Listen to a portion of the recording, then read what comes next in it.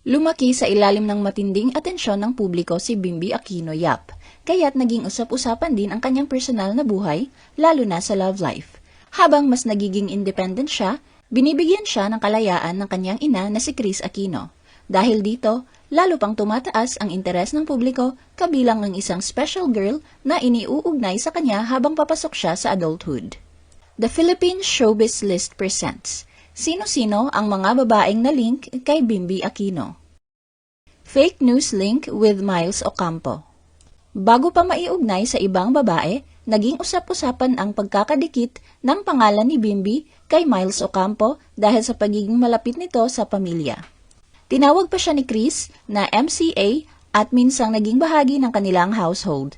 Nilinaw ni Bimby na parang kapatid lang ang turing niya kay Miles, habang itinuturing din siya ni Kris na parang sariling anak. Noong Valentine's Day 2021, binigyan ni Bimby si Miles ng bouquet of flowers at handwritten letter. Pinasalamatan ni Bimby si Miles bilang loyal ate at pabirong sinabi na sana ay makatanggap siya ng love letter mula sa boyfriend at hindi mula sa kanya.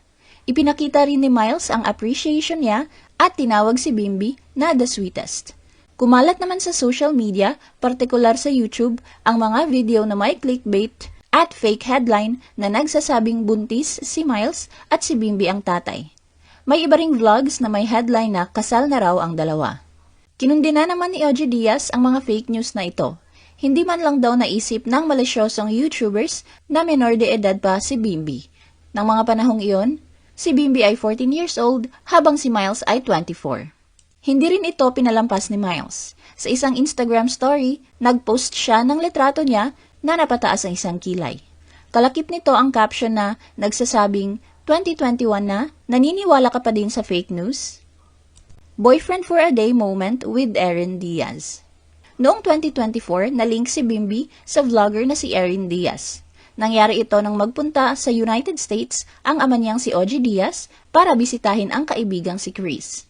Ang hatid na sweetness nina Erin at Bimby ay nagsimula sa isang vlog kung saan ay tinanggap ni Bimby ang pa-boyfriend for a day challenge sa kanya ni Erin. Sa unang parte ng video, nilinaw ng dalawa na katuwaan lang ang lahat ng mangyayari sa kanilang date dahil 17 years old pa lang si Bimby. Isinama ni Bimby si Erin sa Disneyland at Disneyland California Adventure kung saan nila ginawa ang challenge. Sa video, makikitang magkasama silang nag-e-enjoy sa theme park, kumakain ng snacks, sumasakay sa rides, at natural na nagkukulitan habang nagva-vlog. Isa sa mga naging viral moment ay nang sabihin ni Bimby habang magkasama sila ni Erin na ang ganda-ganda ng kanyang first girlfriend. Kasabay ng papuri sa ugali at pinanggalingan ng pamilya nito. Tinawag pa nila ang isa't isa bilang honey at nagbiruan tungkol sa pagiging jowa for a day.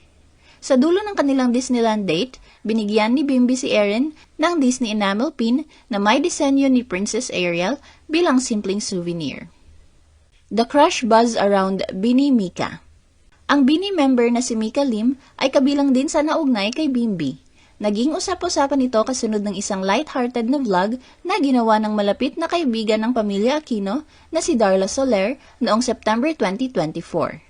Sa naturang usapan, pabirong tinukso si Bimby tungkol sa umano'y pagkakaroon niya ng crush sa miyembro ng Nations Girl Group na Bini.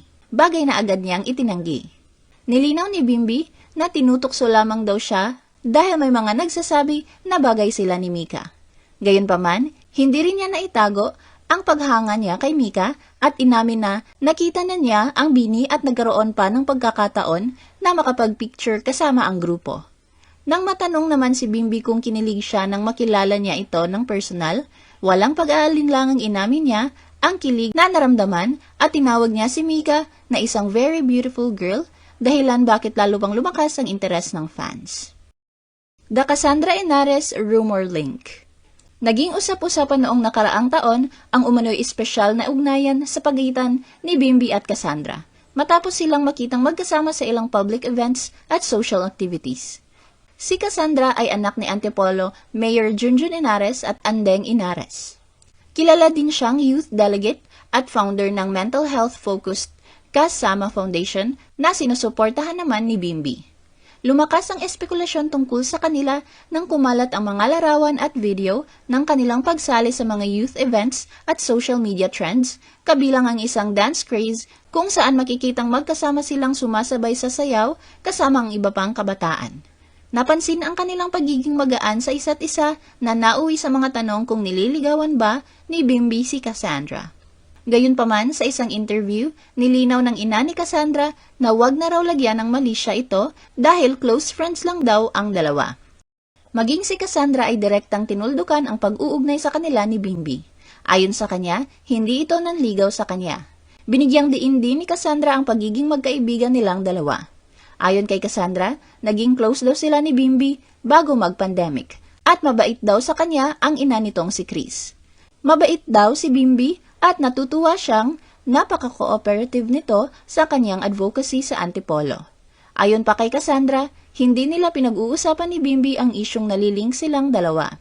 Hindi na lang daw nila pinapansin ang mga sinasabi ng ilang netizens at ang chismis tungkol sa kanila. Na-enjoy raw niya ang friendship nila ni Bimby. Pero wala naman daw sa isip niya na pinagla-love team sila ni Bimby. Bukod pa riyan, ay hindi pa naman daw siya pwedeng mag-boyfriend. Chris Aquino's Top 3 Preferred Choices for Bimby's Girlfriend. Noong nakaraang taon, naging bukas si Chris sa kanyang pagiging supportive sa love life ni Bimby, habang kinikilala rin na nasa tamang edad na ito para magsimulang makakilala ng mas espesyal na tao sa kanyang buhay. Sa isang YouTube vlog ni OG Diaz, na itanong niya kay Chris kung ano ang magiging reaksyon niya sakaling magka-love life na si Bimby, lalo't 18 years old na ito. Dito inamin ni Chris na mayroon na siyang 3 babaeng napupusuan na posibleng maging girlfriend ni Bimby. Bagamat hindi niya pinangalanan lahat, binigyang diin ni Chris na may isa siyang favorite sa 3 iyon. Ayon sa kanya, ang babaeng ito ay athletic at sa kanyang pananaw bilang ina, bagay ito kay Bimby. Ibinahagi pa niya ang isang magaan at pabirong obserbasyon na maaaring magustuhan niya ang idea na magkapareho sila ng interes o estilo, gaya ng pagsusuot ng matching sneakers bilang simbolo ng pagiging compatible ng dalawa. The Special Girl. Sa gitna ng mga pagbati at emosyonal na mensahe para sa kanyang 19th birthday kamakailan, muling umingay ang pangalan ni Bimby dahil sa pagkakaroon na nito ng girlfriend. Ang balitang ito ay mismong inanunsyo ni Chris sa publiko na ramdam ang labis na kasiyahan. Sa kanyang Instagram noong April 19, bilang parte ng birthday post, ibinahagi ni Chris ang video kung saan makikitang nasa kama siya habang kausap ang kanyang anak. Sa gitna ng kanilang magaan at malambing na usapan, tinanong ni Chris si Bimby kung mayroon itong girlfriend. Sa halip na sumagot ng direkta, tumawa lamang si Bimby at sinagot ang kanyang ina ng simpleng I love you, mama. Kaugnay nito sa kanyang post, inamin ni Chris na hindi niya inakala na darating sa punto na matutuwa siya sa ideya na may nagugustuhan ng babae si Bimby. Ayon kay Chris, sinabi mismo ni Bimby na may isang babaeng itinuturing nitong special at ipinahayag pa niya ang kanyang birthday wish na sana ay ito na ang maging unang girlfriend ng kanyang anak. At kung papalarin, maging panghabang buhay na kasama nito sa hinaharap. Ayon kay Chris, sobrang blessed niya na ang naturang babae ang kanyang maging daughter-in-law. Bilang isang ina, inilarawan din ni Chris kung gaano siya ka-excited at ka-supportive hanggang sa punto na naisipan niyang magpadala ng bulaklak, balloons, chocolates, pagkain at kahit matching hoodie para sa dalawa. Gayunpaman, ayon sa kanya, pinigilan siya ni Bimby at sinabi na baka ma-overwhelm ang babae dahil malalaman nitong hindi lahat ng iyon ay galing mismo sa kanya, kundi mula sa kanyang ina. Nagpasalamat din si Chris kay Bimby sa mga sakripisyong ginawa nito habang inaalagaan siya sa kanyang kalagayan sa kalusugan. Ayon sa kanya, hindi na kailangang patuloy na magsakripisyo si Bimby at panahon na para ma-enjoy nito ang kanyang kabataan at makapili ng sariling landas sa buhay. Ibinahagi rin niya na ang hinihiling lang niya sa anak ay ang ibigay nito ang kanyang buong effort sa anumang pipiliin nitong gawin. Bakas ang labis na excitement ni Chris sa love life ni Bimby dahil ilang oras matapos ang kanyang naunang pahayag, nagbigay siya ng dagdag na patikim tungkol sa pagkakakilanlan ng babaeng tinutukoy bilang special someone ng kanyang anak. Sa isang Instagram post, ibinahagi ni Chris ang larawan ni Bimby kasama ang naturang babae na simpleng nakasuot ng puting t-shirt at maong pants. Gayunpaman, tinakpan niya ng pink heart sticker ang mukha ng babae, malinaw sa paggalang at pagprotekta niya sa privacy nito. Ano ang masasabi mo sa video na ito? Mag-like o mag-react at huwag mahiyang mag-comment. For our YouTube viewers, huwag kalimutan mag-subscribe at i-hit ang notification button. At para sa aming Facebook viewers, mag-like at follow sa aming Facebook page para updated ka sa mga showbiz chika. Thanks for watching!